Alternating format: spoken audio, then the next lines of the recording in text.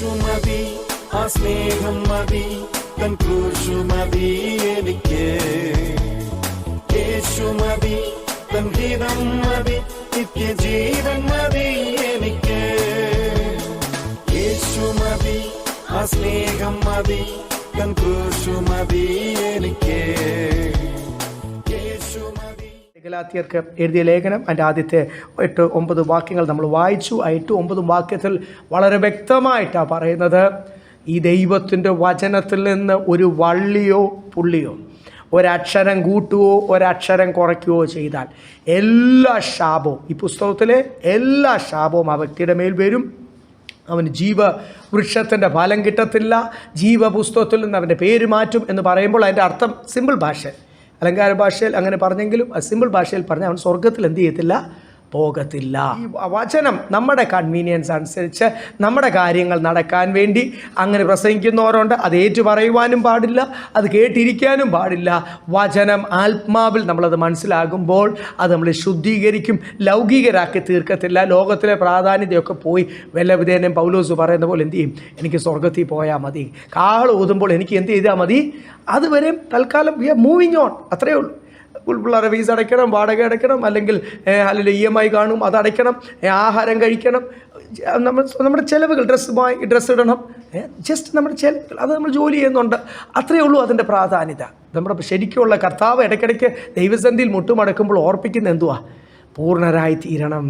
താമസിക്കേണ്ടത് ആരുടെ കൂടാ, ഈ സ്വർഗത്തിൽ പോകുക എന്ന് പറയുമ്പോൾ എവിടെ ഒരു സ്ഥലത്ത് പിള്ളേരെ കൊണ്ടുപോകുന്ന പോലെ അല്ലല്ലോ, അല്ലെ എവിടെയെങ്കിലും ഒരു സ്ഥലത്ത് നമ്മൾ രാജ്യത്ത് പോകുന്ന പോലെ അല്ലല്ലോ, ടൂറ് പോകുന്ന പോലെ അല്ലല്ലോ.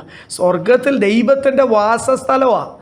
അവിടെ അതാണ് നമ്മുടെ നിത്യഭവനമായി തീരാൻ പോകുന്നത്. അതിന് നമ്മൾ എത്രത്തോളം യോഗ്യരായി തീർന്നു. ഇവിടെ പൗലോസിനെ പണിതാണ് നമ്മൾ ചിന്തിക്കാൻ പോകുന്നത്. അതിൻ്റെ 10ാമത്തെ വാക്യം വായിച്ചാൽ, ഇപ്പോൾ ഞാൻ മനുഷ്യരെയോ ദൈവത്തെയോ സന്തോഷിപ്പിക്കുന്നത് അല്ല, ഞാൻ മനുഷ്യരെ പ്രസാദിപ്പാൻ നോക്കുന്നു. ഇന്നും ഞാൻ മനുഷ്യരെ പ്രസാദിപ്പിക്കുന്നു എങ്കിൽ ക്രിസ്തുവിന്റെ ദാസനായിരിക്കും. ഈ വചനമെല്ലാം ദൈവത്തിൽ നിന്ന് ബലവും ദൈവത്തിൽ നിന്ന് വചനവും എല്ലാം പ്രാപിച്ചതിന് ശേഷം അപ്പം നല്ലൊരു കാഴ്ചപ്പാട് കിട്ടി. ദൈവത്തിൽ നിന്ന് വചനം കിട്ടിയപ്പോൾ എനിക്ക് മനസ്സിലായി, അല്ലെ പൗലോസിന് മനസ്സിലായി എങ്ങനെ ആയിരിക്കണം ശുശ്രൂഷ, എങ്ങനെ ആയിരിക്കണം ജീവിതം. ഈ ലോകബന്ധങ്ങളെല്ലാം താൽക്കാലികമാണ്, അത് ആരാണേലും. പക്ഷേ ദൈവവുമായിട്ടുള്ള ബന്ധം നിത്യമാണ്. ദൈവം ഏൽപ്പിച്ച് ഉത്തരവാദിത്വം ചെയ്യാതെ ദൈവത്തിന് മുമ്പിൽ വന്ന് നിന്ന് എന്ത് പറയാൻ പറ്റും?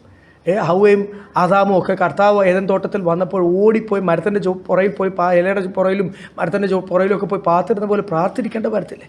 അത് പറ്റുമോ? ആർക്കെങ്കിലും പാത്തിരിക്കാൻ പറ്റുമോ? ന്യായദിവസത്തിൽ എല്ലാവരും പൗലോസ് ഓർപ്പിക്കുക, നാം എല്ലാവരും വന്ന് ആ തേജസ്സിൻ്റെ സിംഹാസനത്തിന് മുമ്പിൽ നിന്നേലേ പറ്റൂ. ജാതികൾ നിൽക്കണം, ദൂതന്മാർ നിൽക്കണം, വീണദൂതന്മാർ, ഹല്ലേലൂയ. അതുകൊണ്ട് ദൂതന്മാരെയും കൂടി ന്യായം വിധിക്കേണ്ടവർ, ജാതികൾ നിൽക്കണം, യഹൂദന്മാർ നിൽക്കണം, പുതിയ നിയമസഭ നിൽക്കണം, എല്ലാവരും നിന്നേലേ പറ്റൂ. അന്ന് കർത്താവുമായിട്ട് കണക്ക് പറയും. എൻ്റെ പ്രവൃത്തികളെല്ലാം കൺവെയർ ബെൽറ്റിൻ്റെ അകത്തോട് കടത്തിവിടുന്ന പോലെ സ്വർഗീയ അഗ്നിക്കകത്തോട് കടത്തിവിടും. അപ്പുറത്ത് വല്ലതും ശേഷിക്കുമോ? അനേകരന്ന് ലജ്ജിതരായി തീരും എന്നൊക്കെ കൊരിന്ത്യർ സഭയെ സീരിയസ് ആയിട്ട് ഓർപ്പിച്ചിട്ടും ഹൃദയം അങ്ങ് ഈ ലോകവും ഭൗമികവും ദ്രവ്യാഗ്രഹവും ഒക്കെ ആയിട്ട് ഇരുന്നുകൊണ്ടായിരിക്കും കൊരിന്ത്യർ സഭയുടെ തലയ്ക്കകത്തോട്ട് ഇതൊന്നും കയറിയില്ല. അതുകൊണ്ടാണ് 2 കൊരിന്ത്യൻ്റെ അവസാനം ഒരു വേദനയോടുകൂടി നിർത്തിയിട്ട് താൻ പറയുന്നത്, 3ാമത് ഞാൻ നിങ്ങളുടെ അടുത്ത് വരുമ്പോൾ നിങ്ങളെ എങ്ങനെ കാണണം, എനിക്ക് വേദന ഉണ്ടാകല്ല, നിങ്ങളെ രൂപാന്തരത്തോടുകൂടി കാണണം എന്ന് പൗലോസ് ഓർപ്പിച്ചാണ് അദ്ദേഹം നിർത്തുന്നത്. ഇവിടെ 10ാമത്തെ വാക്യത്തിൽ പറഞ്ഞു, ഇത്രയും ദൈവത്തിൽ നിന്ന് ബലവും ഇത്രയും ദൈവവചനവും കിട്ടിക്കഴിഞ്ഞിട്ട് എന്നിട്ടും ഞാൻ മനുഷ്യരെ പ്രസാദിപ്പിക്കാൻ നോക്കിയാൽ പിന്നെ എനിക്ക് കർത്താവുമായിട്ടുള്ള റിലേഷൻഷിപ്പിൽ കർത്താവിൻ്റെ മകനാ മകളാന്ന് പറഞ്ഞ് എനിക്ക് കണ്ടിന്യൂ ചെയ്യുവാൻ കഴിയത്തില്ല. എന്ന് വെച്ചാൽ എനിക്ക് ദൈവത്തെ പ്രസാദിപ്പിക്കുവാൻ കഴിയത്തില്ല. ദൈവം എന്നെ തള്ളിക്കളയും. അതുകൊണ്ട് നമ്മൾ എത്രത്തോളം വചനം മനസ്സിലാക്കുന്നു, എത്രത്തോളം ആ വചനത്തിൽ നിൽക്കുവാനുള്ള ദൈവത്തിൽ നിന്ന് ബലം കിട്ടുന്നു, ആ കാഴ്ചപ്പാട് എത്രത്തോളം ദൈവം നമ്മുടെ ജീവിതത്തിൽ ആ ക്രൂശിൻ്റെ വചനമൊക്കെ എത്ര വ്യക്തമായി വരച്ച് കാട്ടിയെന്ന ഗലാത്യയിലെ പറയുന്നില്ലേ. അപ്പോൾ എത്രത്തോളം ദൈവത്തിന് നമ്മളെപ്പറ്റിയുള്ള പ്ലാനും ദൈവത്തിന് ലോകരക്ഷയെപ്പറ്റിയുള്ള പ്ലാനും ആ മഹാപീഡനകാലം വെളിപ്പാട് പുസ്തകമൊക്കെ പഠിച്ചപ്പോൾ നമുക്ക് എല്ലാവർക്കും എന്തായി തീർന്നു? എത്ര വിശ്വാസികൾക്ക് ഇതൊന്നും ക്ലിയർ അല്ലാതായി തീർന്നതില്ലേ? അനേക ദൈവദാസന്മാർ പോലും ഞാൻ പറഞ്ഞില്ലേ, പോസ്റ്റ് ട്രിബുലേഷൻ എന്ന് പറഞ്ഞ തെറ്റായ ഒരു ദുരുപദേശവുമായിട്ടൊക്കെ തെറ്റിപ്പോകുമ്പോൾ കർത്താവ് വരത്തില്ല, മധ്യാകാശമൊന്നും ഇല്ല എന്ന് പറഞ്ഞ് ജീവിക്കുമ്പോൾ നമുക്കിതൊക്കെ കർത്താവ് എത്ര വ്യക്തമായിട്ട് ക്ലിയർ ആക്കി തന്നു. ഇനി നമുക്ക് മനുഷ്യരെ പ്രസാദിപ്പിക്കുവാൻ കഴിയുന്നു. പൗലോസ് അതാ പറഞ്ഞു, ക്ലിയറായി കഴിഞ്ഞാൽ പിന്നെ എനിക്ക് മനുഷ്യനെ പ്രസാദിപ്പിക്കുവാൻ സമയമില്ല. അതല്ല എൻ്റെ പ്രാധാന്യത, അതല്ല എൻ്റെ പ്രയോറിറ്റി. എൻ്റെ ഫാമിലിയോ എൻ്റെ അല്ലെങ്കിൽ ലോകത്തിലുള്ള ബന്ധമോ കൂട്ടുകാരോ കുടുംബമോ ജോലിയോ ബിസിനസ്സോ വീടോ ഇത് ലോകത്തിലെ ഒരു ബന്ധവും അല്ല പിന്നെ എനിക്ക് പ്രാധാന്യത. ഇതെല്ലാം താൽക്കാലിക ബന്ധമാണ്. കർത്താവ് എനിക്ക് എന്താക്കി തീർത്തു? വ്യക്തം. ഇനി ഞാൻ മനുഷ്യരെ പ്രസാദിപ്പിക്കത്തില്ല. ഇനി ഞാൻ ആരെ പ്രസാദിപ്പിക്കും? യേശുവിനെ മാത്രം, ദൈവത്തെ മാത്രം പ്രസാദിപ്പിക്കും എന്നുള്ള തീരുമാനത്തോടുകൂടി 11-12 വായിച്ചാൽ. സഹോദരന്മാരെ, ഞാൻ അറിയിച്ച സുവിശേഷം മാനുഷ്യമല്ല എന്ന് നിങ്ങളെ ഓർമ്മിപ്പിക്കുന്നു. അത് ഞാൻ മനുഷ്യരോട് പ്രാപിച്ചിട്ടില്ല, പഠിച്ചിട്ടുമില്ല. യേശുക്രിസ്തുവിനെ വെളിപ്പെടുത്താനത്രേ പ്രാപിച്ചത്. ആരും എന്നെ പഠിപ്പിച്ചതല്ല, ഞാൻ ആരെയൊന്നും പ്രാപിച്ചതല്ല. ഞാൻ കർത്താവിൻ്റെ കയ്യിൽ നിന്ന് എന്ത് ചെയ്താൽ നേരിട്ട് ഈ വെളിപ്പാടുകൾ ഞാൻ നേരിട്ട് പ്രാപിച്ചത്. ഈ കാഴ്ചപ്പാട് കർത്താവ് എനിക്ക് തന്നത് ഞാൻ നേരിട്ട് പ്രാപിച്ച പല ദൈവദാസന്മാർ പല ആൾക്കാരുടെ കൂടെയൊക്കെ നിന്ന് പല ദൈവദാസന്മാരോടൊക്കെ ട്രെയിനിങ് ലഭിച്ചു. കഴിഞ്ഞ ഒരു ദൈവദാസനോട് സംസാരിക്കുവാൻ ആ ദൈവദാസൻ്റെ കൂടെയുള്ളൊരു സഹോദരൻ എന്നോട് പറഞ്ഞു, പാടാൻ പറ്റത്തില്ല, പാട്ട് പാടാൻ പറ്റത്തില്ലെന്ന് ആ ദൈവദാസൻ പറഞ്ഞു. അപ്പോൾ ആ ദൈവദാസൻ എവിടെ നിന്ന് കിട്ടി? ആ ദൈവദാസൻ നേരത്തെ നിന്ന് പ്രായമുള്ളൊരു ദൈവദാസൻ്റെ കയ്യിൽ നിന്ന് കിട്ടിയതാണ്. കൈയൊന്നും കൊട്ടേണ്ട ആവശ്യമില്ല, പാട്ടൊന്നും പാടേണ്ട ആവശ്യമില്ല. ഞാൻ പറഞ്ഞു, യോ ഇങ്ങനെയൊക്കെ പറയാതെ വചനം മാത്രം മതി, പാട്ടൊന്നും വേണ്ട, ആരാധന പാട്ടൊക്കെ തെറ്റാ, വചനം മാത്രം മതി. ആരാധനയും ദൈവവചന പഠനവും ബാലൻസ്ഡ് അല്ലേ? അത് എത്ര വ്യക്തമാണ് വചനം. കരമടിച്ച് ശബ്ദമുയർത്തി ദൈവത്തെ ആരാധിക്കുവാനും മഹത്വപ്പെടുത്തുവാനും. പത്രോസും യോഹന്നാനും ഒക്കെ ഇവർ ജയിലിൽ കിടന്നപ്പോൾ ഇവരെന്തുവാ ചെയ്തത്? ഈ ചങ്ങല പൊട്ടാൻ കാരണം എന്നാ? അവിടെ ഇരുന്ന് പാടി ആരാധിച്ചു. അപ്പോൾ പാട്ട് വേണ്ട, ആരാധന വേണ്ട എന്നൊക്കെ കേട്ട് ഞാൻ പെട്ടെന്ന് അത് ഞാൻ ചോദിച്ച് മനസ്സിലാക്കിയപ്പോൾ എവിടെ നിന്ന് കിട്ടി?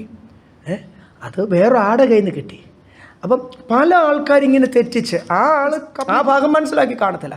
അപ്പം നമ്മൾ ഈ പല ദൈവദാസന്മാരെ നമ്മളെ ഉപയോഗിക്കും ട്രെയിൻ ചെയ്യാൻ. പക്ഷേ നമ്മൾ അവരുടെ കയ്യിൽ നിന്നല്ല പഠിക്കേണ്ടത് ആരുടെ കയ്യിൽ നിന്നാണ്? യേശുവിൻ്റെ കയ്യിൽ നിന്നാണ്. അവരിൽ നിന്ന് ആത്മാവിൽ നമ്മൾ വിവേചിക്കണം അതിൻ്റെ നല്ല കാഴ്ചപ്പാടും അതിൻ്റെ തെറ്റായ ഭാഗങ്ങളും. ഓരോരുത്തർ പഠിച്ചും ശീലിച്ചും ഒക്കെ വെച്ചതിൽ ഒത്തിരി തെറ്റുകൾ കാണും. അതെല്ലാം ആപ്പടി ഇങ്ങനെ സ്പോഞ്ച് പോലെ അബ്സോർബ് ചെയ്യാനല്ല. നമ്മൾ എന്ത് ചെയ്യണം? യെസ്, ആ കാഴ്ചപ്പാട് കറക്റ്റായിട്ട്. അതുകൊണ്ട് അപ്പോൾ ഇവിടെ അപ്പോസ്തലൻ പറയുന്നത്, ഇത് എന്നെ ആരും പഠിപ്പിച്ചതല്ല, ഈ വെളിപ്പാട് ഞാൻ പ്രാപിച്ചത് നേരിട്ടാണ്. ഈ നേരിട്ട് പ്രാപിക്കുന്നതും തോന്നൽ പാടില്ല. വെളിപ്പാട് റെവലേഷൻ ഷുഡ് ബി ക്ലിയർ, വ്യക്തമായി തീരണം. അല്ലെങ്കിൽ പലരും പറയും, അല്ലെങ്കിൽ ഇവിടെ നമ്മളെല്ലാവരും വചനം കറക്റ്റായിട്ട് വിശ്വസിക്കുമ്പോൾ ഒരാൾ ഇതിൻ്റെ അകത്തുനിന്ന് അങ്ങ് പറയുക, എനിക്കൊരു വെളിപ്പാട് പ്രാപിച്ചു, ഒരു പുതിയ വെളിപ്പാട് പ്രാപിച്ചു. കഴിഞ്ഞിടയ്ക്ക് ഒരു ദേവദാസൻ എൻ്റെ കൂടെ നേരത്തെ ശുശ്രൂഷിച്ചുകൊണ്ടിരുന്ന ഒരു ദേവദാസനാണ്. പിന്നെയൊക്കെ ഒത്തിരി തെറ്റിപ്പോയി. പുള്ളി യൂട്യൂബിൽ കിടപ്പുണ്ട്. എന്ന സങ്കീർത്തനത്തിൽ ഒരു പുതിയ വാക്യം കൂടെ ലാസ്റ്റ് എത്ര വാക്യം 22-ാം വാക്യം പോലെ 23-ാമത്തെ വാക്യം കൂടെ കർത്താവ് എനിക്ക് തന്നു, ഒരു പുതിയ വാക്യം എന്ന് പറഞ്ഞു. പുള്ളി തെറ്റിച്ചങ്ങ് പഠിപ്പിച്ച് ഭയങ്കര പ്രസംഗമായിരുന്നു. ആ ഇടയ്ക്കെല്ലാം ആ കോവിഡ് സമയത്തൊക്കെ കിടന്ന് റൗണ്ട്സ് അടിക്കുവാൻ. അപ്പോൾ ഇത് ഓരോരുത്തർ പുതിയ വാക്യങ്ങളും പുതിയ അധ്യായങ്ങളും എനിക്കൊരു പുതിയ വെളിപ്പാട് കിട്ടി. ഈ സാൽവേഷൻ ആർമി എങ്ങനെ ഉണ്ടായത്? വില്യം ബൂത്ത് പറഞ്ഞു തനിക്കൊരു പുതിയ വെളിപ്പാട് കിട്ടിയെന്ന് പറഞ്ഞാൽ ആകപ്പാടെ മാറിപ്പോയി. പിന്നെ വേറൊരാൾ പറഞ്ഞു എന്നോട് രാത്രി സ്വപ്നത്തിൽ കണ്ട്. ഈ ചർച്ച് ഓഫ് ക്രൈസ്റ്റും യഹോവ വിറ്റ്നസ്സും ഇങ്ങനെയുള്ള ദുരുപദേശങ്ങൾ, മോർമോൺസ് അല്ലെ ലാറ്റർ ഡേ സെയിൻസ് പോലുള്ള ദുരുപദേശങ്ങൾ എല്ലാം എങ്ങനെയാണ് ഉണ്ടായത്? മോർമോൺസ് അല്ലെങ്കിൽ ലാറ്റർ ഡേ സെയിൻസ് എന്ന് പറയുന്ന അവർക്ക് ഈ ബൈബിൾ എല്ലാം കഴിഞ്ഞ് വെളിപ്പാട് പുസ്തകം കഴിഞ്ഞ് ഒരു പുസ്തകം കൂടെ ഉണ്ട്. അത് തുടങ്ങിയ ആ സഭയുടെ സ്ഥാപകൻ അയക്ക് കിട്ടിയ വെളിപ്പാടെന്ന് പറഞ്ഞാൽ അതുകൂടെ അവർ ബൈബിളിലോട്ട് കയറ്റി. അപ്പം ഞാൻ പറഞ്ഞു ഇത് എല്ലാവർക്കും ഓരോ പുതിയ വെളിപ്പാടെന്ന് പറഞ്ഞ് അങ്ങനെ ഇറങ്ങാനല്ല ഞാൻ പറഞ്ഞത്. അല്ല, പരിശുദ്ധാത്മാവിൽ വ്യക്തമാണ്, അത് വചനത്തോട് ചേരും. അല്ല, അതുകൊണ്ട് നമുക്ക് ഈ വചനത്തിൽ തന്നെ ഈ വചനത്തെ വിട്ടൊരു പുതിയ കാര്യം ആർക്കും ദൈവം കൊടുക്കത്തില്ല. പുതിയത് ചെയ്യാൻ കർത്താവ് പറഞ്ഞു എന്ന് പറഞ്ഞിട്ട് ആ ഊതി വീഴ്ത്തലും കവറിൽ പിടിച്ച് ഛർദ്ദിപ്പിക്കലും ഇങ്ങനെയുള്ള പല കാര്യങ്ങൾ, ബലൂൺ ചവിട്ടി ദേശശക്തിയെ പൊട്ടിക്കുക എന്ന് പറഞ്ഞ് പൊട്ടിക്കലും, നിങ്ങളൊക്കെ ഇതിനകത്ത് പോയി വിറ്റ്നസ് ചെയ്ത് നിന്ന് കാണും കഴിഞ്ഞ നാളുകൾ. കർത്താവ് ആ കുറവുകളൊക്കെ ക്ഷമിക്കട്ടെ. ഇവിടെ എറണാകുളത്ത് നടന്ന മീറ്റിങ്സാണ് ഞാൻ പറയുന്നത്. ഈ എറണാകുളത്ത് നടന്ന മെഗാ മീറ്റിങ്സാണ്. ദേശശക്തിയെ ജയിക്കുക, തെർമോക്കൂൾ വെച്ച് മാപ്പ് ഉണ്ടാക്കി ബലൂണെ ചവിട്ടി പൊട്ടിക്കുക. ഇവിടെ ഈ സ്റ്റേഡിയത്തിൽ നടന്ന മീറ്റിംഗ് കഴിഞ്ഞ കുറച്ച് 15 വർഷത്തിൻ്റെ അകത്ത് ഇവിടെ നടന്ന പല കാര്യങ്ങളുണ്ട്. ബന്ധനം ഇറക്കുക എന്ന് പറഞ്ഞ് കവറുകൾ കൊടുക്കുക, ഛർദ്ദിപ്പിക്കുക, ഊതി വീഴ്ത്തൽ പരിസ്ഥിതി നിങ്ങൾ കണ്ടു കാണുമല്ലോ. എല്ലാം ലേക്കിൻ്റെ സ്പ്രിങ് ഇങ്ങനെ വിറപ്പിക്കുക, തെളിയിക്കുക, താഴെ ഇടുക. അപ്പോൾ ഇതെല്ലാം അവർ പറയുന്നത് എന്തോന്നാണ്? അവർക്കുള്ള ന്യായീകരണം എന്തോന്നറിയാം? കർത്താവ് ഒന്നും ചെയ്യാത്ത, അപ്പോസ്തലന്മാർ ചെയ്യാത്ത ഒരു പുതിയ കാര്യം ചെയ്യുക. അതിന് ഞാൻ ചെയ്യാത്ത നിങ്ങൾ ചെയ്യുന്ന വചനം ഉണ്ടല്ലോ. Praise Lord. അല്ലെ, ഈ സാത്താൻ എന്തൊക്കെ ഈ വചനം എടുത്ത് തന്നെ കോട്ടിക്കളയുമ്പോൾ പൗലോസ് പറയുന്നത് ഈ വചനത്തിൽ നിന്ന് വിപരീതമായിട്ട് ഒരുവൻ പറഞ്ഞാൽ അവൻ ശപിക്കപ്പെട്ടവൻ എന്ന് വ്യക്തമായി പറഞ്ഞിട്ടാണ് അതിൻ്റെ അടുത്ത വാക്യത്തിൽ ഗലാത്യ സഭയ്ക്ക് പറ്റിയത് മാറിപ്പോയി. വളരെ വ്യക്തമായിട്ട് പറയുമ്പോൾ ഞാനിത് നിങ്ങളെ പഠിപ്പിക്കുന്നത് യെരുശലേമിലെ അപ്പോസ്തലന്മാരിൽ നിന്ന് കേട്ടല്ല, എനിക്ക് ദൈവത്തിൽ നിന്ന് നേരിട്ട് പ്രാപിച്ച വെളിപ്പാടാണ് എന്ന് വ്യക്തമായിട്ട് പറഞ്ഞു. 11-12 അത് പറഞ്ഞിരിക്കും. ആരും എന്നെ പഠിപ്പിച്ചതല്ല, ഇത് ദൈവത്തിൽ നിന്ന് നേരിട്ട് പ്രാപിച്ച അനേകർ, ഈ നാളുകൾ അനേക ദൈവദാസന്മാർ പോലും ആ വെളിപ്പാട് അതിൻ്റെ ആഴത്തിൽ പ്രാപിക്കുവാൻ കഴിയാതെ എവിടുന്നെങ്കിലും ഇൻ്റർനെറ്റിൽ നിന്ന് ആരുടെയെങ്കിലോ പ്രസംഗം എടുത്തിട്ട്, ചിലർക്ക് ഭയങ്കര കഴിവാണ്, പ്രസംഗമെടുത്ത് അതുപോലെ കോപ്പി അടിച്ച്. ഞങ്ങളുടെ ഒരു ബന്ധുവാണ്, ഒരു പ്രായമുള്ള ഒരാളാണ്. പുള്ളിയെ ഒരു ദിവസം ഞങ്ങൾ ആയിരുന്ന സഭയിൽ വിളിച്ചപ്പോൾ പുള്ളി അവിടെ വന്ന് പുള്ളി ഒരു നല്ലൊരു പ്രസംഗം അങ്ങോട്ട് പ്രസംഗിച്ചു. അപ്പം ഞങ്ങളും വിചാരിച്ചു കൊള്ളാമല്ലോ, ഈ പുള്ളി ഒത്തിരി മാറ്റം ഉണ്ടല്ലോ, നല്ല നല്ല വെളിപ്പാടുകളൊക്കെ പ്രാപിച്ചല്ലോ. ആ കഴിഞ്ഞ ദിവസം പുള്ളി പോയപ്പോൾ ഒരു കൺവെൻഷന് ഒരു ആൾ പ്രസംഗിച്ചു. ആ പ്രസംഗം കേട്ടപ്പോഴാണ് മനസ്സിലായി അതിൻ്റെ ഡ്യൂപ്പാണ് ഇവിടെ പ്രസംഗിച്ചത്. ഒരു വാക്കിനും, ചിലർക്ക് എന്നാ കപ്പാസിറ്റിയാണെന്നറിയാം, ഏതെങ്കിലും ഒരു പ്രസംഗം കേട്ട് കഴിഞ്ഞാൽ ഒരു വാക്കിനും മാറ്റമില്ലാതെ അത് അടുത്തൊരു സ്ഥലത്ത് പോയി അതുപോലെ അങ്ങോട്ട് പ്രസൻറ്റ് ചെയ്യുവാനൊക്കെ ഭയങ്കര കഴിവാണ്. പൗലോസ് പറയുന്നത് എനിക്ക് അങ്ങനെ കിട്ടിയതല്ല ഈ ആഴത്തിലുള്ള വെളിപ്പാട്.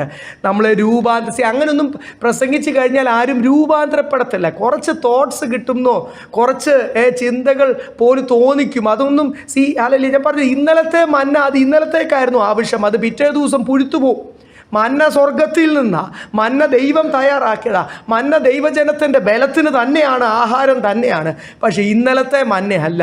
ഇന്ന് നമ്മൾ ദൈവസന്നിധിയിൽ പറയുമ്പോൾ എന്ത് ചെയ്യണം? ദൈവത്തിൽ നിന്ന് ഇവിടെയുള്ള ആത്മീയ കൂട്ടത്തിന് പ്രാപിച്ചതായിരിക്കണം. ഈ ദിവസങ്ങൾ നമ്മളെല്ലാം അങ്ങനെ പ്രാപിക്കുവാനൊന്ന് അല്പസമയം അതിനൊത്തിരി ഡെഡിക്കേഷൻ വേണം, അതിനൊത്തിരി സമർപ്പണം വേണം.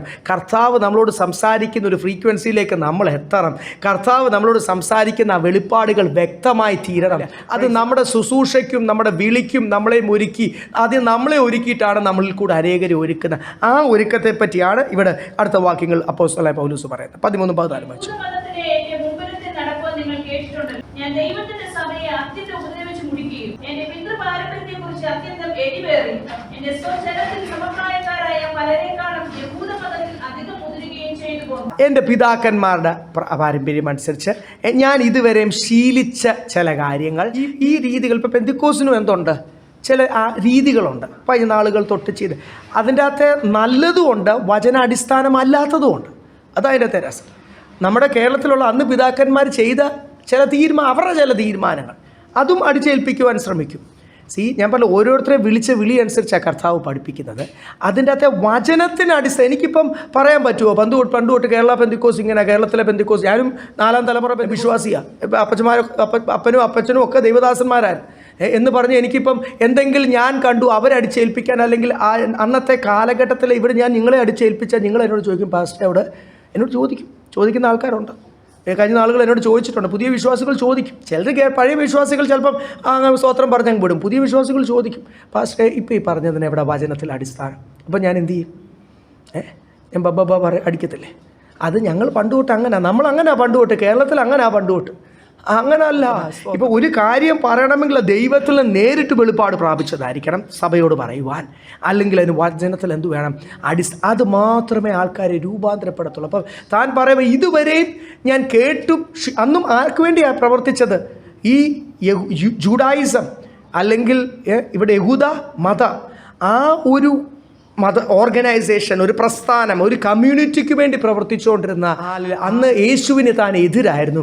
തൻ്റെ ജീവിതത്തിൽ വന്ന രൂപാന്തരത്തെ പറ്റിയാണ് ഇവിടെ പറയുന്നത്. നിങ്ങൾക്കറിയാമല്ലോ, ഞാൻ ഈ ജുഡായിസം അല്ലെങ്കിൽ ഈ യഹൂദ മതത്തിന് വേണ്ടി ഞാൻ എത്ര എരിവോടുകൂടി ഞാൻ നിന്നൊരു കാലം നിങ്ങൾക്കറിയാമല്ലോ എന്ന് പറഞ്ഞിട്ടാണ് അതിൻ്റെ അടുത്ത വാക്യത്തിലും പറയുന്നത്, എൻ്റെ ജീവിതത്തിൽ വന്ന മാറ്റം എന്നാണ് വ്യക്തമായിട്ട് പറയുന്നത്. അപ്പം ഇത്രയും നാളും താൻ ആ ഒരു കൂട്ടത്തിനു വേണ്ടി നിന്നു.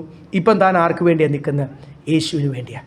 ഈ യേശുവിന് വേണ്ടി നിന്നവരെ കൊല്ലുവാനും ചങ്ങലയിലിട്ട് യഹൂദ കൗൺസിലിന് ന്യായം വിധിക്കുവാനുള്ള അധികാരം റോമൻ ചക്രവർത്തി കൊടുത്തിട്ടുള്ളതുകൊണ്ട് ഒരാളെ കൊല്ലാൻ വരെ എന്തുണ്ട്?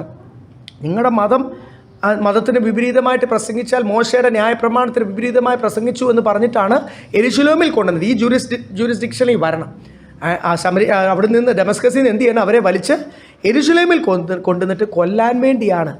അവരെ വെറുതെ കൊണ്ട് 2 അടി കൊടുത്ത് വിടാനല്ല, കൊല്ലാൻ വേണ്ടി പ്രവർത്തിച്ച ഈ പൗലോസ് അപ്പോസ്തലൻ ജീവിതത്തിൽ വന്ന മാറ്റം, ഇതുവരെയും പ്രസ്ഥാനത്തിന് വേണ്ടി ചിലരൊക്കെ പലപ്പോഴും, എനിക്ക് വലിയ വിഷമമുള്ള കാര്യമാണ്, ചിലരൊക്കെ പല ഈ പഴയ സഭകൾക്കാരൻ, ഞാൻ ഇന്ന സഭക്കാരനാണ്, എന്തെങ്കിലും ഒരു PCO, ഒരു GO, ഒരു PC വേറെ ഒന്നുമല്ല, പെന്റിക്കോസ്റ്റൽ ചർച്ച് എന്നാണ്. ഒത്തിരി അബ്രിയേഷൻസ് ഉണ്ടല്ലോ. ഇന്ന സഭക്കാരൻ, നമ്മുടെ സഭ, നമ്മുടെ ഇന്ന സഭ. കൺവെൻഷനുകളൊക്കെ നിങ്ങൾ കേട്ട് കഴിഞ്ഞാൽ ആ കൺവെൻഷൻ്റെ പകുതി സഭ ആ പ്രസ്ഥാനത്തെയും സഭയും പ്രസ്ഥാനത്തെയും അതിൻ്റെ പേരിനെയും പുകഴ്ത്തി നമ്മുടെ ഇന്ന സഭയിൽ ഇങ്ങനെയാണ്, നമ്മുടെ ഇന്ന സഭയിൽ ഇങ്ങനെ. അങ്ങനെ എന്തെങ്കിലും ബൈബിളിലുണ്ടോ? പൗലോസ് പറയുക, ഞാൻ ഇത്രയും നാളും എരിവോടുകൂടി ഈ ജുഡായിസം അല്ലെങ്കിൽ ഈ യഹൂദ മതത്തിന് വേണ്ടി ഞാൻ നിന്നുകൊണ്ടിരുന്ന ആൾ എന്നെ അത് വിട്ട് എൻ്റെ കൊച്ചിലേ തൊട്ട് താൻ ആ കമ്മ്യൂണിറ്റിയിലുള്ളവനാ, എരിവുകാരനാ, പരീശന, സന്നദ്ധനും സംഘത്തിൻ്റെ അംഗമാണ്. ഇത്രയും സ്ഥാനമൊക്കെ താൻ ആ പ്രസ്ഥാനത്തിന് വേണ്ടി നിന്നപ്പോൾ തനിക്ക് എന്ത് കിട്ടി? ഇത്രയും സ്ഥാനം കിട്ടി. പല കാര്യങ്ങൾ ഇവിടെ ആഴത്തിൽ പൗലോസ് പറയുന്നത്. ഈ പ്രസ്ഥാനത്തിന് വേണ്ടി നിന്നപ്പോൾ തനിക്ക് എന്ത് കിട്ടി? ലോകത്തിൽ വലിയൊരു സ്ഥാനം കിട്ടി. പക്ഷേ ഇപ്പോഴോ താൻ യേശുവിൻ്റെ സന്ധിയിൽ വരാൻ ചെറിയ മാറ്റമൊന്നുമല്ല. യേശു എത്രത്തോളം തന്നോട് ഇടപെട്ടു ഇല്ലേ? യേശുവിൻ്റെ ശബ്ദം എത്രത്തോളം തന്നെ രൂപാന്തരപ്പെടുത്തി, യേശുവിൻ്റെ ശബ്ദം തന്നെ എത്രത്തോളം കൺവിൻസ് ചെയ്ത്. ആരും തന്നെ നിർബന്ധിച്ചതല്ല. സ്നാനപ്പെടാൻ പോയി സ്നാനപ്പെട എന്നൊന്നും ആരും പറഞ്ഞതല്ല. കർത്താവിന് വേണ്ടി പ്രവർത്തിക്കും, നിന്നെ കർത്താവിൻ്റെ വേലയ്ക്കാണ് വിളിച്ചിരിക്കുന്നത്. നീ ശരിയാ, അനന്യാസിൽ കൂടെ പ്രവചനം വ്യക്തമായെങ്കിലും ആരും തന്നെ നിർബന്ധിച്ചതല്ല. യെരൂശലേമിലെ അപ്പോസ്തലന്മാരിന് കിട്ടിയ ഒരു ഓർഡിനേഷനുമല്ല. തന്നോട് കർത്താവ് ഈ ചില ദിവസങ്ങൾ, ആദ്യത്തെ വിളിയാണ് നമ്മൾ കാണുന്നത്. ആ മൃഗത്തിൽ നിന്ന് താഴെ ഇട്ടു. അന്ന് തൊട്ട് കർത്താവ് ആത്മാവിൽ അങ്ങോട്ട് ഇടപെടാൻ തുടങ്ങി, ആത്മാവിൽ സംസാരിക്കാൻ തുടങ്ങി. ആ സംസാരം എത്രത്തോളം തന്നെ കൺവിൻസ് ചെയ്തു. അവിടാണ് ആ ജുഡായിസത്തിലേക്ക് അല്ലെങ്കിൽ യഹൂദ മതത്തിൻ്റെ ആ എരിവിൽ പോയിക്കൊണ്ടിരുന്ന വ്യക്തി ഒറ്റയടിക്ക് ഒരു യു ടേൺ നിങ്ങൾക്ക് അറിയാമല്ലോ. അവിടെ ചെന്നിട്ട് ഈ തൂണിൻ്റെ അവിടെ ചെന്നിട്ട് എന്ത് ചെയ്യണം? യു ടേൺ എന്ന് പറഞ്ഞാൽ അങ്ങോട്ട് പോയിക്കൊണ്ടിരുന്നവൻ നേരെ യു ടേൺ എടുത്തിട്ട് അതിന് നേരെ വിപരീതമായിട്ട് യാത്ര ചെയ്യാൻ. ഇത്രയും ചേഞ്ച്, ഇത്രയും മാറ്റം. പൗലോസ് അങ്ങനെ മാറുന്നവനല്ല. നിങ്ങൾ മനസ്സിലാക്കണം, താനൊരു യഹൂദനുമാ, പരീശനുമാ, സന്നദ്ധനും സംഘത്തിന് അങ്ങനെ മാറുന്നവനല്ല. ഒരു കാലത്തും താനത് മാറുന്നവനല്ല. അത്രയ്ക്ക് സ്റ്റബേൺ പേഴ്സണാലിറ്റി ആയ പൗലോസിനെ രൂപാന്തരപ്പെടുത്തിയതും മാറ്റിയതും ആരാ? മാറ്റിയത് എങ്ങനെയൊക്കെയാണ് മാറ്റിയത്? ജീവിത ശൈലി അങ്ങ് മാറ്റി.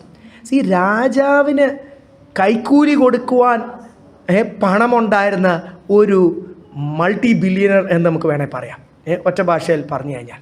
അതിലൊക്കെ രാജാവ് വിചാരിച്ചു തൻ്റെ കയ്യിൽ നിന്ന് പണം കിട്ടും, തന്നെ വിടാം, തന്നെ യഹൂദന്മാരുടെ കയ്യിൽ നിന്ന് രക്ഷിക്കാം എന്ന് വിചാരിച്ച് പൗലോസിനെ സപ്പോർട്ട് ചെയ്ത് വരാൻ ബൈബിളിനകത്ത് എഴുതിയിട്ടുണ്ട്. അപ്പം താൻ ആരായിരുന്നു? ആ ജീവിത ശൈലി മാറിയിട്ട് ഒരു പുതപ്പും ഒരു ചുരുൾ തൻ്റെ ബൈബിൾ ക്ലാസ് നോട്ട്സ്, ഇത് മാത്രമായിരുന്നു തൻ്റെ സമ്പാദ്യം. തൻ്റെ ജീവിത ശൈലി ആ സൂപ്പർ ലക്ഷറിയിൽ നിന്നും എന്ത് മാറി? ഒരു താഴ്മയോടുകൂടി ഒരു സുവിശേഷകനായിട്ട് സുവിശേഷവേലയെ സപ്പോർട്ട് ചെയ്യുവാൻ എന്ത് സാധാരണ ഡെയിലി വേജസിന് ആ ദേശത്തെ ആൾക്കാർ പണിയുന്ന പണി ചെയ്തുകൊണ്ട്, ഞാൻ പറഞ്ഞില്ലേ, തൻ്റെ ചിന്തയിൽ, തൻ്റെ കാഴ്ചപ്പാടിൽ തനിക്ക് എല്ലാവരോടും ക്ഷമിക്കുവാൻ, തനിക്ക് ക്ഷമിക്കുവാൻ വല്ല മനസ്സ്. ഈ കൊരിന്ത്യ സഭയോടൊക്കെ ക്ഷമിച്ചിട്ട് വീണ്ടും മക്കളെ എന്ന് വിളിക്കുന്നുണ്ടല്ലോ. ആരാണ് ഈ മനുഷ്യൻ? ആ ഡെമസ്കസിൽ പോയി ക്രിസ്തുവിനെ ആരാധിച്ചുകൊണ്ടിരുന്നവർ ചങ്ങലയിൽ കെട്ടി വലിച്ചുകൊണ്ട് വന്ന് യെരൂശലേമിലോട്ട് അതിനുവേണ്ടിയല്ലേ അങ്ങോട്ട് പോയത്. അതിനുള്ള അധികാരപത്രം വാങ്ങിച്ച് കൊല്ലുവാൻ ആൾക്കാർ. സ്തെഫാനോസിനെ കൊന്നപ്പോൾ ആരാണ് അധികാരപത്രം പിടിച്ചുകൊണ്ടിരുന്നത്? ഈ പൗലോസ്. അന്ന് ശൗൽ ആ പേരുന്നേ ഉള്ളൂ. അപ്പം എത്ര പേരെ കൊന്ന രക്തം വരെ അല്ലെങ്കിൽ അതിനുള്ള സാങ്ഷനാക്കി കൊടുത്തത് ആരാ? അപ്പം കൊല്ലാൻ മടിയില്ലാത്തവനാണ് ഇപ്പം എന്ത് ചെയ്യുന്നത്? മക്കളെ എന്ന് വിളിച്ചപ്പോൾ സ്വഭാവത്തിന് രൂപാന്തരം, സംസാരത്തിന് രൂപാന്തരം, ചിന്തയ്ക്ക് രൂപാന്തരം, ജീവിത സ്റ്റാൻഡേർഡ് ഓഫ് ലിവിങ് അല്ലെങ്കിൽ അതൊക്കെ കർത്താവിന് വേണ്ടി എന്ത് ചെയ്തു? വേണ്ടാന്ന് വെച്ചു. ആ ലക്ഷറീസൊക്കെ കർത്താവിന് വേണ്ടി എന്ത് ചെയ്തു? സുഖമൊക്കെ കർത്താവിന് വേണ്ടി, തൻ്റെ സ്ഥാനം, ജോലി എല്ലാം സന്നദ്ധനും എല്ലാം വേണം. അപ്പം ഇത്രയും രൂപാന്തരം ഇവിടെ 13, 14 വാക്യത്തിൽ പറയും. എത്രത്തോളം ആ കർത്താവിൻ്റെ ശബ്ദം തന്നെ കൺവിൻസ് ചെയ്തു. ആരും എന്നെ നിർബന്ധിച്ചാൽ. നിങ്ങൾക്കറിയാമല്ലോ, ഞാൻ ഒരു കാലത്ത് യഹൂദ മതത്തിന് വേണ്ടി എത്ര എരിവോട് നിന്നവനാ. ഇപ്പം ഞാൻ ആർക്ക് വേണ്ടിയാണ് നിൽക്കുന്ന? ഇപ്പം ക്രിസ്തുവിന് വേണ്ടിയാണ്. 15ഉം 16 വായിച്ചാൽ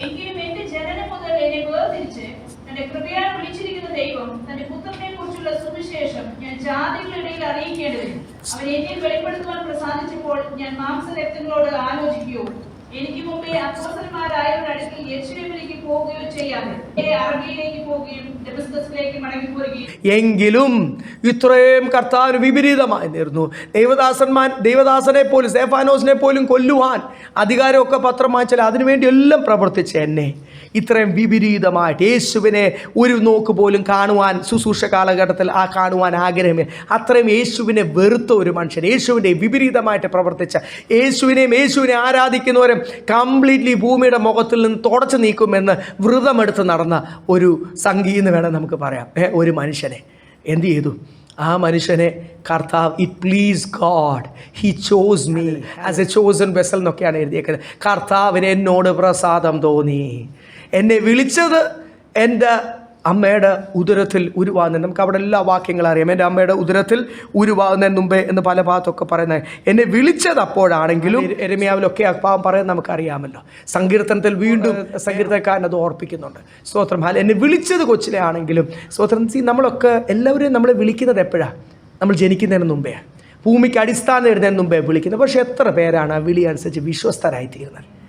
വിളി എൻ്റെ മേൽ ഉണ്ടോ എന്നൊക്കെ നമുക്ക് തന്നെ അറിയാം, നമുക്ക് ബോധ്യം. ഒത്തിരി ദൈവദാസന്മാർ നമ്മളോട് പറഞ്ഞിട്ടുണ്ട്, വചനം നമ്മളെ ഓർപ്പിക്കും, വിളി നമ്മുടെ മേലുണ്ടെന്നൊക്കെ അറിയാം.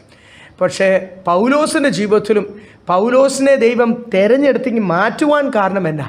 താൻ ആ ജുഡായിസം അല്ലെങ്കിൽ ആ ഒരു യഹൂദ മത അല്ലെങ്കിൽ ആ പാരമ്പര്യം ന്യായപ്രമാണത്തിന് വേണ്ടി എരിവോടുകൂടി നിൽക്കുന്ന ആ എരിവോട് കണ്ടിട്ടാണ് എന്ത് ചെയ്തത്?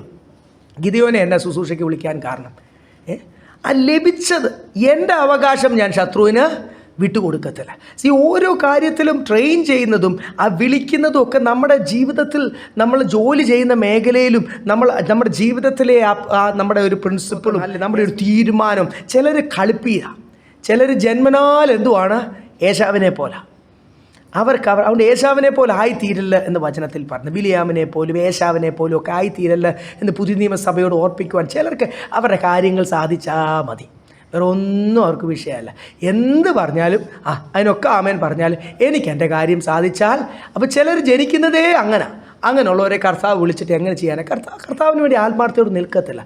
ഇവിടെ പൗലോസ് പറയുക, എന്നെ ജന്മം തൊട്ട് വിളിച്ച കർത്താവ്. ഹാലല്. പക്ഷേ തൻ്റെ ജീവിതത്തിലെ തീർച്ചയായിട്ടും ആ എരിവും ആ അറിഞ്ഞ സത്യത്തിലും നിൽക്കുന്നതിലൊക്കെയുള്ള ആ എരിവും ആത്മാർത്ഥതയും ഒക്കെ കണ്ടുകൊണ്ട് ഇവൻ കൊള്ളാം, ഇവൻ ശരിക്കും കർത്താവിന് വേണ്ടി നിന്നാൽ ഇവൻ എന്ത് ചെയ്യാം? ഇവൻ കൊള്ളാം, ഇവൻ ആത്മാർത്ഥതയുണ്ട്. സ്തോത്രം. ഇവൻ അവൻ്റെ കാര്യം മറന്നിട്ട് അല്ലെ കർത്താവിൻ്റെ കാര്യം. അപ്പോൾ നമ്മളൊക്കെ ഈ ദിവസങ്ങൾ കർത്താവ് നമ്മൾ ചെയ്യുന്ന മേഖലയിലൊക്കെ ചെറിയ കാര്യങ്ങൾ വിശ്വസ്തരുള്ളവരെ ദൈവം വലിയ കാര്യങ്ങൾ ഏൽപ്പിക്കുന്നത്. ചെറിയ ശുശ്രൂഷകൾ നമ്മളെ ഏൽപ്പിച്ചിട്ടുണ്ടെങ്കിൽ അത് നമ്മളെ തിരഞ്ഞെടുക്കുമ്പോൾ ദൈവം എന്ത് ചെയ്യുന്നത്? വലിയ ശുശ്രൂഷകൾ നമ്മളെ ഏൽപ്പിക്കണം. അപ്പോൾ ഇവിടെ നമ്മൾ കണ്ടു, സ്തോത്രം, ഇറ്റ് പ്ലീസ് ഗോഡ്. ഹല്ലേലൂയ. എന്നെ അമ്മയുടെ ഉദരത്തിൽ തൊട്ട്, പക്ഷെ എന്നെ ദൈവം തിരഞ്ഞെടുത്തപ്പം തൊട്ട് പിന്നെ എന്തുവാ പറഞ്ഞത്? ഞാൻ മനുഷ്യരക്തങ്ങളോടൊന്നും ചോദിച്ചില്ല, ഞാൻ ആരോടും ചോദിച്ചില്ല. നേരെ കർത്താവ് എന്നെ എങ്ങോട്ട് വിട്ടു എന്ന് അവിടെ എഴുതിയിരിക്കുന്ന? നേരെ അറേബ്യയിലേക്ക് വിട്ടു. അല്ലെ, കർത്താവ് തിരഞ്ഞെടുത്താൽ പിന്നെ കുടുംബത്തോട്. എബ്രഹാം ചോദിച്ചോ? എബ്രഹാമിനെ റോമാലേഖനത്തിലും എബ്രായലേഖനത്തിലും ഒക്കെ വിശ്വാസത്തിൻ്റെ പിതാവായിട്ടും അവൻ ചെയ്തത് നിമിത്തം ദൈവത്തിൻ്റെ നീതി അവൻ്റെ മേൽ വന്നു എന്നൊക്കെ പറയുവാൻ എന്താ കാരണം? എന്നാ? ഭാര്യയോടും ചോദിച്ചില്ല, ബാക്കി ആരോടും ചോദിച്ചില്ല. അവൻ്റെ അഡ്വൈസേഴ്സൊക്കെ ഉണ്ടല്ലോ. എബ്രഹാം ഒരു വലിയ ധനികനും ഒത്തിരി കാര്യങ്ങൾ മാനേജ് ചെയ്തുകൊണ്ടിരുന്ന ഒരാൾ, ആടുപാടുകളും മാത്രമല്ല. അപ്പോൾ തൻ്റെ ബിസിനസ് വ്യാപാരം ഒക്കെ മാനേജ് ചെയ്തു. തൻ്റെ അഡ്വൈസേഴ്സിനോടും ചോദിച്ചില്ല, ആരോടും ചോദിച്ചില്ല. കർത്താവ് ഒരു കാര്യം പറഞ്ഞു, ആ കാര്യം അനുസരിക്കാൻ വേണ്ടി, അത് വർക്കൗട്ട് ചെയ്യാൻ വേണ്ടി മുൻപോട്ട് തീരുമാനമെടുത്തു. ഈ ദിവസങ്ങൾ ഓർത്തോണം, ദൈവം നമ്മളോട് ഓരോ കാര്യങ്ങൾ ദൈവത്തിൻ്റെ ശുശ്രൂഷയിലും നമ്മളെ ദൈവത്തിൻ്റെ വിളി അനുസരിച്ച് ഒരുക്കുമ്പോൾ ഒരു മനുഷ്യനോടും ചോദിക്കാതെ ദൈവത്തിൻ്റെ ശബ്ദം വ്യക്തമായി തീരുന്നതനുസരിച്ച് പുതിയ തീരുമാനങ്ങളെടുത്ത് മുൻപോട്ട് പോകുവാണെങ്കിൽ കർത്താവ് നമ്മുടെ കൂടി നിൽക്കും. അങ്ങനെ ഞാൻ ചെയ്തു. ഞാൻ പത്രോസിനോടും യോഹന്നാനോടും യെരൂശലേമിലെ അപ്പോസ്തലന്മാരോടും ഒന്നും ഞാൻ അനുവാദം, അതുകൊണ്ട് മനുഷ്യരക്തങ്ങളോട് I did not confront to flesh and blood എന്ന് എഴുതിയിരിക്കുന്നത്. ഒരു മനുഷ്യനോടും ഞാൻ ചോദിച്ചില്ല. സ്തോത്രം. ദൈവം പറഞ്ഞു, വ്യക്തമാക്കി. ഇനി അടുത്തത് എന്തുവാ വേണ്ടത്? ദൈവത്തിൻ്റെ ആലോചന വ്യക്തമായി, ഇത് വർക്കൗട്ട് ചെയ്യണം. ഒരു പ്ലാൻ കിട്ടി. ബിൽഡിംഗ് പണിയാനുള്ള അതിനുള്ള സ്കിൽഡ് വർക്കേഴ്സ് ഇല്ല, അതിനുള്ള ആവശ്യമുള്ള കാര്യങ്ങൾ പണം ഒന്നുമില്ലാതെ ആർക്കെങ്കിലും എന്തെങ്കിലും ചെയ്യാൻ പറ്റും? എൻ്റെ കയ്യിൽ ബ്ലൂ പ്രിൻ്റ് ഉണ്ടെന്ന് പറഞ്ഞുകൊണ്ട് നടന്നിട്ട് വല്ല കാര്യമുണ്ടോ? ഇല്ല. ദൈവത്തിന് തന്നെ പറ്റിയുള്ള പ്ലാൻ വ്യക്തമാക്കി. നിന്നെ ഞാനൊരു തിരഞ്ഞെടുത്തിരിക്കുന്ന പാത്രമാണ്. ജാതികളുടെ മുമ്പിൽ നീ എനിക്ക് വേണ്ടി എന്തെല്ലാം കഷ്ടങ്ങൾ സഹിക്കുകയും വില കൊടുക്കേണ്ടതായിട്ടുണ്ടെന്ന് ഞാൻ നിന്നെ കാണിച്ചു തരും. അനേകരെ അന്ധകാലത്ത് നിന്ന് അത്ഭുത പ്രകാശത്തിലേക്ക് കൊണ്ടുപോകാൻ, അനേകരെ ബന്ധനത്തിൽ നിന്ന് വിടുതലിലേക്ക് കൊണ്ടുപോകാൻ ഞാൻ നിന്നെ തിരഞ്ഞെടുത്തിരിക്കുന്ന ഒരു പാത്രമാണ്. വിളി വ്യക്തമായി. പക്ഷെ അത് വർക്കൗട്ട് ചെയ്യുവാൻ എന്ത് വേണം? അഭിഷേകം വേണം, അതിനുള്ള ട്രെയിനിങ് വേണം. ആ ട്രെയിനിങ്ങിന് വേണ്ടിയാണ് നമ്മളിവിടെ കാണുന്നത്. പിന്നെ എന്ത് ചെയ്തു? 17-ാമത്തെ വാക്യം വായിച്ചാട്ട്. എനിക്ക് മുമ്പേ അപ്പോസ്തലന്മാരായവരുടെ അടുക്കൽ യെരൂശലേമിലേക്ക് പോകുകയോ ചെയ്യാതെ നേരെ അറബിയിലേക്ക് പോവുകയും ദമസ്കസിലേക്ക് മടങ്ങിപ്പോരുകയും ചെയ്തു. നേരെ അറേബ്യയിലേക്ക് പോയി ശുശ്രൂഷ കഴിഞ്ഞിട്ട് പിന്നെ എന്ത് ചെയ്തു? അടുത്ത പരിശുദ്ധാത്മാവ് നയിക്കുന്നിടത്തേക്ക് പോയി. ഈ ഒരു അറേബ്യയിലേക്ക് പോകുക, അല്ലെങ്കിൽ അറേബ്യ വേറെ ഒന്നുമല്ല, പക്ക മരുഭൂമി. മരുഭൂമി എന്ന് പറഞ്ഞാൽ അറേബ്യൻ നാട്ടിൽ ജോലി ചെയ്തവർക്കറിയാം. നമ്മളിപ്പോൾ ഈ കാണുന്ന ദുബായ് അല്ലെങ്കിൽ ഖത്തറിൻ്റെ ദോഹ എന്ന് പറയുന്ന പട്ടണം, അങ്ങനെ 7 എമിറേറ്റ്സ് ആണല്ലോ. ഇതിനെല്ലാം സ്ഥലം ഇച്ചിരിച്ചിരേ ഉള്ളൂ. പകുതി UAEയുടെ സ്ഥലവും രാജാവ് പിന്നെ മണ്ണിട്ട് ലാൻഡ് ഓരോ കിലോമീറ്റർ എക്സ്റ്റെൻഡ് ചെയ്താണ് ഇപ്പം കാണുന്ന ദുബായും അബുദാബിയും ഷാർജയൊക്കെ. മറ്റേത് ഇത് വളരെ ചെറിയൊരു സ്ഥലം. ഈ ഞങ്ങളൊക്കെ പഠിക്കുന്ന സമയത്ത് ആ മാപ്പിലൊക്കെ അവിടെ ആ സ്ഥലത്ത് ഇങ്ങനെ കുഞ്ഞു കുത്തു പോലുള്ള ഇങ്ങനെ ഒരു ചെറിയൊരു സ്ഥലം. ഇത്രയുള്ള സൗദിയുടെ മേളത്തെ മൂലയ്ക്ക് വലത്തറ്റത്തുള്ള ഒരു ചെറിയ സ്ഥലം. പക്ഷേ അറേബ്യൻ പെനിൻസുല എന്ന് പറയുന്ന അറേബ്യൻ നാട്, യമനും സൗദിയൊക്കെ കൂടിക്കിടക്കുന്ന ആ വലിയ അതിൻ്റെ ഭാഗങ്ങളാണ് ഈ ഗൾഫ് രാജ്യം എല്ലാം. ഈ നാട്ടിൽ നിങ്ങൾ എവിടെ ചെന്നാലും ഒരു പട്ടണത്തിൽ നിന്ന് 150 കിലോമീറ്റർ ഉണ്ട് അടുത്ത പട്ടണത്തിൽ പോകാൻ.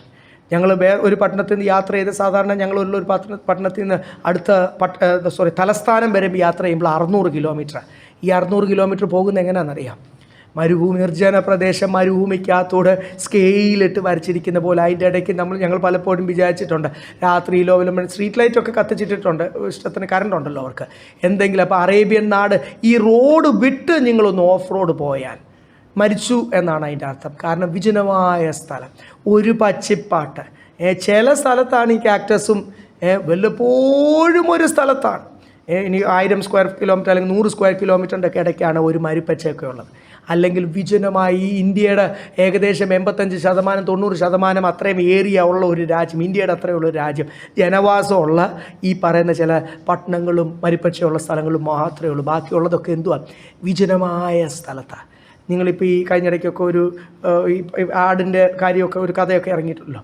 ഇതുപോലുള്ള എത്ര സ്ഥലങ്ങൾ ഞങ്ങളൊക്കെ 4 വീൽ ജീപ്പൊക്കെ ഓടിച്ച്, പപ്പയൊക്കെ സ്ഥിരം കമ്പനിയുടെ ആവശ്യത്തിന് വേണ്ടി 4 വീൽ ജീപ്പ് ഓടിച്ച് ഉള്ളിൽ ചെല്ലുമ്പോൾ അവിടെ കാണും ഒരു മലബാറിയും കാണും, ഇതുപോലെ കുറച്ച് ആടോ മലബാർ നടത്തുന്ന ഒരു ചെറിയൊരു പെപ്സിയും സാൻഡ്വിച്ചും ഒക്കെ കിട്ടുന്ന ഒരു കടയൊക്കെ കാണും. എത്ര കിലോമീറ്റർ ഉള്ളിൽ ഓടി നമ്മൾക്കറിയത്തില്ലേ, നമ്മൾ തെറ്റിപ്പോവും. ഈ മനുഷ്യനൊക്കെ എങ്ങനെയാണ് ഇതിൻ്റെ അകത്ത് താമസിക്കുന്നതെന്ന് പലപ്പോഴും വിചാരിച്ചിട്ടുണ്ട്. അപ്പോൾ ഈ അറേബ്യയിലേക്ക് കൊണ്ടുപോവുക എന്ന് ബൈബിൾ ഭാഷയിൽ പറഞ്ഞാൽ അതിൻ്റെ അർത്ഥം എന്തുവാ? Lord carries into the wilderness, അല്ലെങ്കിൽ മരുഭൂമിയിലേക്ക് കൊണ്ടുപോവുക. അവിടെ സുഖമില്ല, അവിടെ തണുപ്പില്ല, അവിടെ മനുഷ്യന് വസിക്കുവാൻ യോഗ്യമല്ല. എത്ര ദൈവദാസന്മാരെയാണ് മരുഭൂമി കൊണ്ട് ട്രെയിൻ ചെയ്തത്.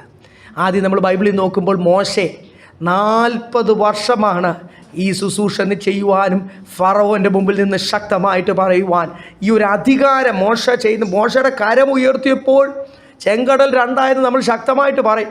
എന്ത് സന്തോഷം! നമ്മൾ വിചാരിക്കും മോശ എത്ര ശക്തനായിരുന്നു. ഇങ്ങനെ ശക്തനായിട്ട് മോശ കൈ കൽപ്പിച്ച് കഴിഞ്ഞാൽ അതെന്തുവാ? സ്തോത്രം, ഹല്ലേലൂയ. മോശയുടെ ഭുജം ദൈവത്തിൻ്റെ ഭുജമായി തീർന്നു എന്നാണ് ബൈബിൾ പറയുന്നത്. മോശയുടെ കരം ആരുടെ കരമായി തീർന്നു? ദൈവത്തിന്. അപ്പോൾ ഇത്രയും മോശയുടെ ദൈവത്തിൻ്റെ വായായി തീർന്നു. ഇത്രയും ശക്തമായി തീരുവാനുള്ള ട്രെയിനിങ് എത്ര വർഷമാണ് ദൈവമക്കളെ? 40 വർഷമാണ്. ഹല്ലേലൂയ. സങ്കീർത്തനക്കാരനായ ദാവീദ് പറയുന്നു, സ്തോത്രം, ഹല്ലേലൂയ, ഈ ഗോലിയാത്തിന് മുമ്പിൽ നിൽക്കുവാൻ കരടിയുടെ മുമ്പിൽ നിന്ന് എന്നെ വിടുവിച്ച കർത്താവ്, സിംഹത്തിന് മുമ്പിൽ നിന്ന് എന്നെ വിടുവിച്ച കർത്താവ്, അഗ്രജന്മിയായ ഈ മല്ലൻ്റെ മുമ്പിൽ നിന്ന് എന്നെ വിടുവിക്കുക. അപ്പം ബൈബിളിൻ്റെ അകത്ത് നമ്മൾ നോക്കുമ്പോൾ മോശെ ഏകദേശം 40 വർഷത്തോളം, യാക്കോബിനെ ഏകദേശം 20 വർഷത്തോളം, യാക്കോബിൻ്റെ ഭാര്യയെ കിട്ടാൻ തന്നെ 14 വർഷം ലാബാൻ്റെ ജോലി ചെയ്തു. അപ്പോൾ അവിടെ എല്ലാം ലാബാൻ്റെ ആടുകളെ മരുഭൂമിയിൽ നോക്കി. യോസെഫിനെ ജയിലിൽ എത്ര വർഷമാണ്? ഏകദേശം 10 വർഷത്തോളം. അപ്പോൾ ഈ ദൈവദാസന്മാരെല്ലാം നമ്മൾ നോക്കുമ്പോൾ യോഹന്നാൻ സ്നാപകനെ ആത്മാവ് എന്ത് ചെയ്തു? മരുഭൂമിയിലേക്ക് കൊണ്ടുപോയി. കർത്താവിന് പോലും മനുഷ്യനായിട്ട് വന്നതുകൊണ്ടും നമുക്കൊരു മാതൃകയായിട്ട് മരുഭൂമിയിലേക്ക് ദൈവത്തിൻ്റെ ആത്മാവ് കൊണ്ടുപോയെന്ന ലൂക്കോസിൻ്റെ സുവിശേഷം 4-ാം അധ്യായത്തിൻ്റെ 1-ാമത്തെ വാക്യത്തിൽ എഴുതിയേക്കുന്നത്. അപ്പം the spirit carried lord into the wilderness എഴുതിയേക്കുന്നത്. പൗലോസ് ഇവിടെ പറയുന്നത് 3 വർഷത്തോളം അറേബ്യയിലായി. എന്തുവാ നമ്മളെയൊക്കെ ഞാൻ പറഞ്ഞല്ലോ, മരുഭൂമിയിൽ ഒറ്റപ്പെട്ട പ്രതികൂലങ്ങളുടെ മധ്യത്തിൽ ആണ് കർത്താവ് എല്ലാ ശക്തരായ ദൈവദാസന്മാരെയും അഭിഷേകം പ്രാപിക്കുവാൻ കാത്തിരിക്കുന്ന എല്ലാ ദൈവമക്കളോട് ഞാൻ കർത്താവ് ട്രെയിൻ ചെയ്ത് അഭിഷേകത്താൽ നിറച്ച് ശുശ്രൂഷയാൽ നിറച്ച് ശക്തമായിട്ടാണ് പിന്നെ പൗലോസിനെ ഇങ്ങോട്ട് കൊണ്ടത്.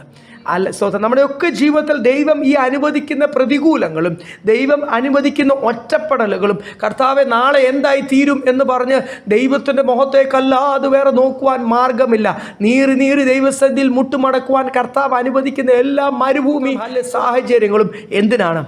ദൈവത്തിൻ്റെ ഒരു പദ്ധതി ഉണ്ട്. Praise Lord. ആ പദ്ധതി അനുസരിച്ചേ പോകുവാൻ കഴിയത്തുള്ളൂ. ഈ ട്രെയിനിങ് കഴിഞ്ഞ് വന്നു കഴിഞ്ഞാൽ പിന്നെ നമ്മുടെ സ്റ്റബേൺനെസ്സും പൊക്കോളും. നമുക്ക് പിന്നെ എന്തെങ്കിലും ആഗ്രഹമുണ്ടോ? മോശയോട് അത് കഴിഞ്ഞ് വന്ന് സംസാരിക്കാൻ പറഞ്ഞാൽ മോശ പറയും, എനിക്ക് സംസാരിക്കാൻ പോലും പറ്റുന്നില്ല. ഞാനിനി സംസാരിക്കണേ ആർക്ക് വേണ്ടി സംസാരിക്കത്തുള്ളൂ?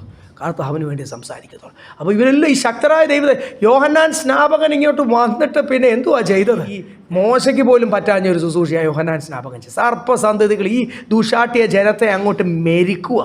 പ്രൈസ് കോല് വെച്ച് എന്ത് ചെയ്യുക? അങ്ങ് ഡിസിപ്ലിൻ ചെയ്യുക. അനേകരെ ആ യഹൂദന്മാരെ രക്ഷയുടെ മാനസാന്തര സ്നാനം ഏൽപ്പിച്ച് അവരെ കർത്താവിന് വേണ്ടി ജീവിക്കുവാൻ വേർതിരിക്കുക. പഴയ നിയമത്തിൻ്റെയും പുതിയ നിയമത്തിൻ്റെയും ഇടയ്ക്ക് നിന്ന് ഒരു നമ്മൾ വലിയ ശുശ്രൂഷ ഏൽപ്പിക്കുമ്പോൾ ചലഞ്ചസും എന്തുവാ? നമ്മുടെ എതിരെ ഉയരുന്ന വെല്ലുവിളികൾ. ഈ ഒരു കൊച്ചു ആരെങ്കിലും ഒരു സ്തോത്രം ഹല്ലേലൂയ കൊച്ചു കുട്ടിപ്പിശാച് നമ്മളെ കല്ലെറിയാൻ നോക്കുമ്പോഴേ നമ്മളിവിടെ ക്ഷീണിക്കുക, കരയുക, അയ്യോ കർത്താവേ മനസ്സ് തളർന്നു പോവുക, കരയുക. ഈ ഓരോ ചാലഞ്ചസും ദാവീദ് പറഞ്ഞില്ലേ, സിംഹത്തിന് മുമ്പിൽ നിന്ന് എന്നെ വിടുവിച്ചവൻ, കരടിയുടെ മുമ്പിൽ നിന്ന് എന്നെ വിടുവിച്ചവൻ, ഈ ശത്രുവിൻ്റെ മുമ്പിലും I come in the name of the lord of hosts, സൈന്യങ്ങളുടെ യഹോവയായ ദൈവത്തിൻ്റെ നാമത്തിൽ ഞാൻ വരും, ഞാൻ നിന്റെ തല തകർക്കും, കർത്താവ് എനിക്ക് ജയം തരും. ആകാശത്തിലെ പറവകൾ ഈ മാംസവും തലയൊക്കെ എന്ത് ചെയ്യും? തിന്നും, നീ ലജ്ജിക്കും, ദൈവജനത്തിന് വിടുതലുണ്ടാവും എന്ന് പ്രവചിച്ചാണ് മുൻപോട്ട് പോകുന്നത്. പടച്ചട്ടയുണ്ടോ? ഒരു വാള് പോലും കയ്യിലില്ലാതാണ്. ഇടയൻ്റെ കോലുമായിട്ടാണ് ഒരു സാധാരണക്കാരൻ, ഒരു ബാലൻ ഈ മല്ലൻ്റെ മുമ്പിൽ, തന്നേക്കാൾ 3 ഇരട്ടി സൈസുള്ള അല്ലെ 5 ഇരട്ടി സൈസുള്ള ഈ മല്ലൻ്റെ മുമ്പിൽ പോകുന്ന സ്തോത്രം. അപ്പം അതിൻ്റെ കാരണം എന്നാ? തൻ്റെ മേലുള്ള അഭിഷേകം. അതേ മക്കളെ, മരുഭൂമിയുടെ സാഹചര്യത്തിലാണ് അഭിഷേകം പകരുന്നത്. സ്തോത്രം. ഈ ദിവസങ്ങൾ നമ്മളെ അതുപോലുള്ള സാഹചര്യങ്ങൾ കൂടി കടത്തി വിടുന്നത് ആത്മനിറവ് പ്രാപിക്കുവാൻ, വരും ദിവസങ്ങളെ ശക്തമായിട്ട് കർത്താവിന് വേണ്ടി ശുശ്രൂഷ ചെയ്യുവാൻ. അപ്പോൾ ഇവിടെ എല്ലാം നമ്മൾ കണ്ടു ഹല്ലേലൂയ, അനേക ദൈവദാസന്മാരെ, അതുപോലെ തന്നെ ഇവിടെ പൗലോസിനെയും അറേബ്യയെ കൊണ്ടത്. പക്ഷെ ഒരു കുഴപ്പമുണ്ട്, അങ്ങോട്ട് പോയ പോലല്ല തിരിച്ചു വരുന്നത്. തിരിച്ചു വരുമ്പോൾ ലോകം അക്സെപ്റ്റ് ചെയ്യത്തില്ല നമ്മളെ. അതാണ് ഉള്ള ഒരു കുഴപ്പം. ഈ ആത്മനിറവിന് അഭിഷേകത്താൽ നിറഞ്ഞുമ്പോൾ തൊട്ട് പിന്നെ എന്ത് ചെയ്യത്തില്ല? യോസേഫിനെ കണ്ട പോലെ, യോസേഫിനെ സഹോദരന്മാർക്ക് പോലും എന്ത് ചെയ്യണ്ട? കണ്ണെടുത്തുകൂടാ, ആർക്കും കാണണ്ട, കൊണ്ടവനെ കൊല്ലാനാ പറയുന്നത്, കൊണ്ടവനെ പൊട്ടക്കിണറ്റിലിടാനാ. അപ്പോൾ തിരിച്ചു വന്നപ്പോൾ തൻ്റെ അനുഭവം എന്തുമായിരുന്നു? 19-ാമത്തെ വാക്യം വായിച്ച്.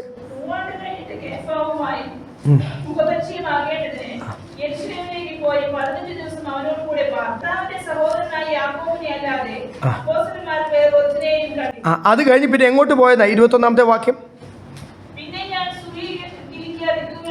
പിന്നെ അടുത്ത് എന്ത് ചെയ്തു? ഡെമസ്കസിലേക്കും സിറിയയിലേക്കും കിലിക്കിയയിലേക്കും ഒക്കെ അടുത്ത സ്ഥലത്തേക്ക് പിന്നെ താൻ ശുശ്രൂഷയ്ക്ക് അങ്ങ് ഇറങ്ങുക. കാരണം താൻ ഇവിടെ അത്ര അക്സെപ്റ്റഡ് അല്ലായിരുന്നു. തൻ്റെ ജീവിതത്തിലെ രൂപാന്തരമൊന്നും പറഞ്ഞിട്ട് നമ്മൾ അപ്പോസ്തല പ്രവൃത്തി നമ്മൾ പഠിച്ചപ്പോൾ നമ്മൾ എത്ര വ്യക്തമായിട്ടാണ് പഠിച്ചത്. താൻ തിരിച്ചു ഇവിടെ വന്നപ്പോൾ ആരും തന്നെ എന്ത് ചെയ്തില്ല? അക്സെപ്റ്റ് ചെയ്തില്ല. ബർന്നബാസ് പറഞ്ഞു തൻ്റെ ജീവിതത്തിലെ മാറ്റം, താൻ ശരിക്കും ശക്തനായിട്ട് നിൽക്കുന്നു. താൻ അവിടെ ആ ദേശത്തൊക്കെ കർത്താവിനെ, യേശുവിനെ എങ്ങനെ പ്രസംഗിച്ചത് നിങ്ങൾക്കറിയാമോ? പരിചയപ്പെടുത്തിയിട്ട് ഇവിടെ ആർക്കും ഒരു എന്ത് ചെയ്യില്ല, അനക്കമൊന്നുമില്ല, ആരും അക്സെപ്റ്റ്. 15 ദിവസം യെരൂശലേമിൽ പാർത്തു. അറേബ്യയിൽ നിന്ന് വന്നിട്ട് താൻ എന്ത് ചെയ്യും? താനും ആരും അക്സെപ്റ്റ് ചെയ്യാഞ്ഞോണ്ടാണ്. താൻ അക്സെപ്റ്റഡ് ആയിരുന്നേ താൻ യെരൂശലേമിൽ തന്നെ അങ്ങ് സ്ഥിരതാവളം അടുപ്പിച്ച് അവിടെ ഹെഡ്ക്വാർട്ടേഴ്സ് ആക്കി, അവിടുത്തെ സഭയുടെ ഹെഡ്ക്വാർട്ടേഴ്സൊക്കെ ആക്കി താൻ തീർച്ചയായിട്ടും യെരൂശലേമിലെ അപ്പോസ്തലനായി തീർന്നേനെ. പക്ഷെ നമുക്ക് കിട്ടേണ്ട എഫേസ്യ ലേഖനവും കൊലോസ്യ ലേഖനവും കൊരിന്ത്യ ലേഖനവും ഇതൊന്നും നമുക്ക് കിട്ടത്തില്ല. കാര്യം എന്തും വേണ്ടി ജാതികളുടെ മധ്യത്തിൽ കഷ്ടം സഹിക്കാനായിട്ടുണ്ട്, എത്ര പ്രാവശ്യം ജയിലിൽ കിടക്കാനായിട്ടുണ്ട്, എത്ര പാമ്പ് കടിയെ, കപ്പൽ ഛേദം, ഇതിൽ കൂടൊക്കെ കടന്നു പോകുമ്പോഴാണ്, അനുഭവത്തിൽ കൂടാണ് താൻ വചന വെളിപ്പാടുകൾ ലഭിക്കുന്നത്. ദൈവമക്കളെ, ഈ ദിവസങ്ങൾ പ്രതികൂലമായ അനുഭവങ്ങളൊക്കെ നമ്മുടെ ജീവിതത്തിൽ അനുവദിക്കുന്നത് നല്ല വചന വെളിപ്പാടുകൾ പ്രാപിക്കാൻ. 2 ഓപ്ഷൻ ഉണ്ട് ആ സമയത്ത്. മനുഷ്യർ പൊതുവേ ചെയ്യുന്ന എന്തുവാ? പെറുവർക്കും. മനുഷ്യൻ ചെയ്യുന്ന എന്തുവാ? പെറുവർക്കും. ഹാലിൽ വേണേ നമുക്ക് എന്ത് ചെയ്യാം? കംപ്ലൈൻറ്റും പറഞ്ഞ് പെറുപെറുത്തോണ്ട് നമുക്ക് ഹാലിൽ ഇങ്ങനെ സ്വത്രം നീറി അല്ല, ചിലർ ചുമ്മാ ഇരുന്നങ്ങ് കരയും. ഇതിനകത്ത് കരയുവാനല്ല, അവിടുന്ന് കരയുവാനല്ല. അഭിഷേകം തരുന്നത് എന്തിനാണ്? ദൈവത്തിൽ നിന്ന് ബലമേറ്റെടുത്തുകൊണ്ട് ശക്തരായിട്ട് നിൽക്കുവാൻ, പുതിയ തീരുമാനങ്ങൾ. സ്വത്രം ലോകത്തെ സ്നേഹിച്ചാൽ ഇത്രമേ ഉള്ളൂ നമ്മളെ കർത്താവ് മനസ്സിലാക്കുമ്പോൾ. പിന്നെ എന്ത് ചെയ്യണം? ലോകത്തെക്കുറിച്ച് സ്നേഹിക്കൽ അങ്ങ് നിർത്തണം. ലോകമനുഷ്യരെ പ്രസാദിപ്പിച്ചാൽ അവസാനം അവരെല്ലാം നമ്മളെ നിന്ദിക്കും. ലോകമനുഷ്യരെ പ്രസാദിപ്പിക്കൽ എന്ത് ചെയ്യണം? അങ്ങ് നിർത്തണം. ഓരോ പാഠം പഠിപ്പിക്കുമ്പോൾ ചിലരെ പറ്റി നമ്മൾ പറയത്തില്ല, എത്ര പഠിപ്പിച്ചാൽ ഇനി ഞാൻ പലരെ പറ്റി ഓർത്തിട്ടുണ്ട്, ഇനി കർത്താവ് ആ ജീവിതത്തിൽ ഇനി എന്തുവാ ചെയ്യാനായിട്ടുള്ളത് അതുപോലെ കർത്താവ് ചെയ്തു. എന്നാലും പാഠം പഠിപ്പിക്കാത്തവരായി നമ്മൾ പലപ്പോഴുമായി തീരുമ്പോൾ ദൈവമക്കളെ, കർത്താവ് പാഠം പഠിപ്പിച്ചാൽ എന്ത് ചെയ്യണം? പഠിക്കണം. പൗലോസ് പഠിച്ചു. പക്ഷെ ഒരു കാര്യമാണ്, പൗലോസ് തിരിച്ചിവിടെ വന്നപ്പോൾ അധികം ദിവസം ഇവിടെ നിന്നില്ല, 15 ദിവസം നിന്നുള്ളൂ. ഒരാളെയൊക്കെ കണ്ടുള്ളൂ, ഒരാളെയൊക്കെ കുറച്ച് കൂടുതൽ സംസാരിച്ചുള്ളൂ, കർത്താവിൻ്റെ ഒരു സഹോദരൻ യാക്കോബ്. അല്ലല്ല, ഇവിടെ നിൽക്കാതെ പിന്നെ എന്ത് ചെയ്തു? താൻ അടുത്ത ശുശ്രൂഷ ഇവിടെ നിൽക്കാനല്ല ദൈവം എന്നെ ഏൽപ്പിച്ചത്. He was not accepted. അത് അപ്പോസ്തലപ്രവൃത്തിയിൽ 2 ഭാഗത്ത് അത് വളരെ വ്യക്തമായിട്ട് പറയത്തുണ്ട്. ആരും തന്നെ അധികം സ്വീകരിച്ചില്ല. പക്ഷേ താൻ യെരൂശലേമിൽ അധികം സ്വീകാര്യനല്ലെങ്കിലും താൻ ചെന്ന സ്ഥലത്ത് തൻ്റെ ജീവിതത്തിലെ മാറ്റം കണ്ടിട്ട് അവിടുത്തെ ദൈവമക്കൾ കർത്താവിനെ സ്തുതിച്ചു. അവരെല്ലാം ഇങ്ങനൊരു ഭീകരനെ പറ്റി കേട്ടിട്ടുണ്ട്. ശൗൽ എന്ന് പറഞ്ഞ ഒരു ഭീകരൻ, യേശുവിനെ ആരാധിക്കുന്നവരെ കൊല്ലാൻ ശ്രമിക്കുന്നവൻ, ഭീകരൻ, കൊല്ലുന്നവൻ, ഒരു കരുണയുമില്ലാത്തവൻ, അങ്ങനെ ഒരു വ്യക്തിയെപ്പറ്റി യേശു എന്ന് കേൾക്കുമ്പോൾ അലർജി ഉള്ളവൻ, ഇങ്ങനൊരു ശൗലിനെ പറ്റി കേട്ടിട്ടുണ്ട്. തൻ്റെ ജീവിതത്തിലെ മാറ്റമാണ് 22-ാമത്തെ വാക്യം എങ്ങനെ ദൈവത്തെ മഹത്വപ്പെടുത്തി. ഒന്ന് വായിച്ച് 22.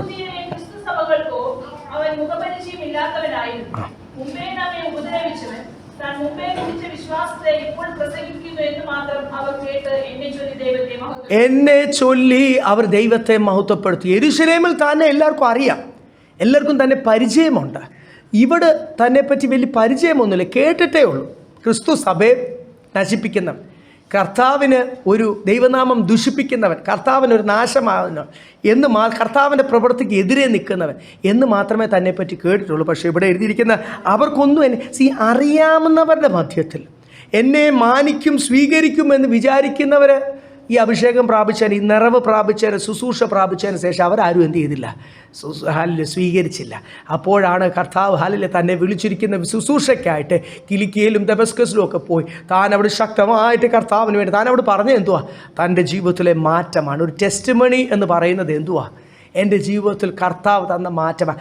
ഞാൻ ഹല്ലേലൂയ പ്രൈസ് ആരാന്നോ ഞാൻ എന്തുവാന്നൊന്നും പറഞ്ഞാൽ ദൈവം മഹത്വപ്പെടുത്തത്തില്ല.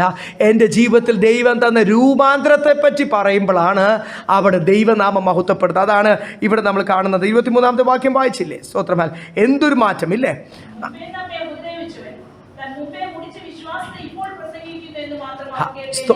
അവരെന്നെ ചൊല്ലി ദൈവത്തെ മഹത്വപ്പെടുത്തി. മുമ്പേ ക്രിസ്തുവിനെ പീഡിപ്പിച്ചവൻ ഇപ്പോൾ ക്രിസ്തുവിനെ പ്രസവിക്കുന്നു. വലിയൊരു മാറ്റമല്ല. അപ്പോൾ ഒരു കംപ്ലീറ്റ് ചേഞ്ച്. പിള്ളേരൊക്കെ പാടത്തെ ഒരു പാട്ടല്ലേ, great change since I was born, books I use to read, things I use to do. അതൊന്നും ഞാനിപ്പോൾ എന്ത് ചെയ്യുന്നില്ല. അറിയാമോ പാട്ട്? Great change since I was born, great change since I was born, great change since I was born, there's a great change since I was born, things I used to do, I do them no more, books I used to read, I read them no more, things I used to do, I do them no more, there's a great change since I was born. ഞാൻ ചെയ്തുകൊണ്ടിരുന്നത് എന്ത് ചെയ്യുന്നില്ല, ഞാനിപ്പോൾ അതല്ല ചെയ്യുന്നത്, completely മാറി. എൻ്റെ ജീവിതത്തിൽ വന്ന മാറ്റം, ആ രൂപാന്തരമാണ് ലോകം കാണേണ്ടത്. നമ്മൾ ഓരോ ദേശത്ത് ഇവിടെ താമസിക്കുന്നവർ കൂടുതലും പരദേശികളാണ്. നമ്മളൊരു അന്യദേശത്ത് കർത്താവ് കൊണ്ട് നിർത്തിയിരിക്കുന്നത്. നമ്മുടെ ജീവിതത്തിലെ മാറ്റമാണ് ആൾക്കാർ കാണേണ്ടത്.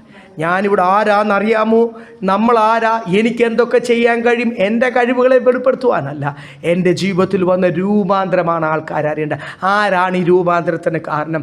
ഈ രൂപാന്തരത്തിന് കാരണം യേശുവാ എന്ന് പ്രസംഗിക്കുവാൻ, സാക്ഷ്യം പറയുവാൻ, വിറ്റ്നസ് ചെയ്യുവാനാണ് ദൈവം നമ്മൾ ഈ പട്ടണത്തിലേക്ക് അയച്ചിരിക്കുന്നത്. അത് ഒരു മടിയും കൂടാതെ പറഞ്ഞു. എൻ്റെ ജീവിതത്തിൽ നിങ്ങൾ ഈ കാണുന്ന മാനസാന്തരമുണ്ടല്ലോ, ഈ സൗമ്യതയുണ്ടല്ലോ, ഈ സ്നേഹമുണ്ടല്ലോ, ഇത് ആരാൽ സംഭവിച്ചതാ?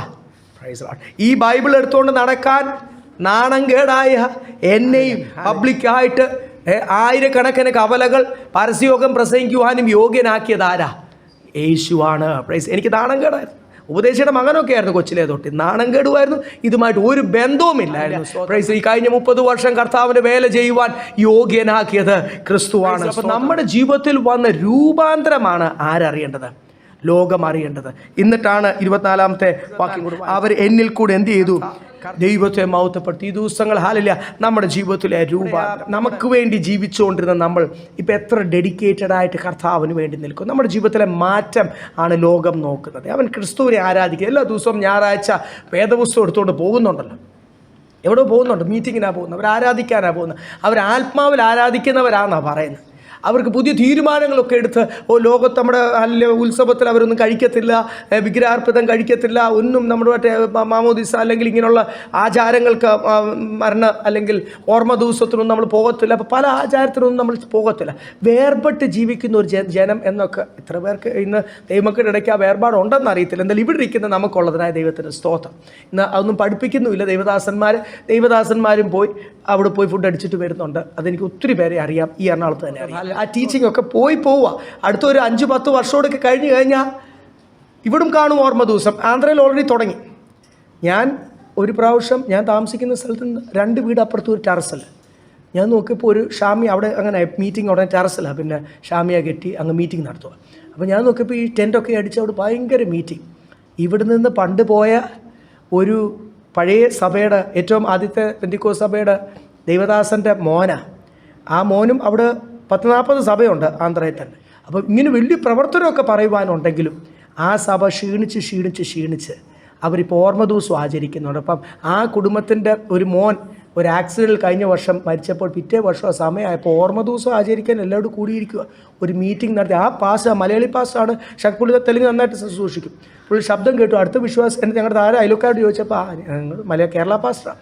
അവിടെ മലയാളി പാസ്റ്റർ ഇത്രയും ശക്തരായി നിന്ന ഒരു ദൈവദാസൻ്റെ മോനും തനിക്ക് പ്രായമുള്ള ഒരു പാസ്റ്റർ അവിടെ നിന്ന്. അപ്പം ആന്ധ്രയിലും പല സംസ്ഥാനത്തിലും ഒക്കെ എന്ത് ചെയ്യുന്നു? പെന്തിക്കോസ് സഭകൾ, മലയാളി പെന്തിക്കോസ് പാസ്റ്റർമാർ ഇവിടെ നിന്ന് പഴയ ആദ്യകാല പെന്തിക്കോസ് അനുഭവങ്ങൾ പോയി അവിടെ ചെന്നപ്പോൾ എന്ത് അവർ ചെയ്യുന്നുണ്ട്?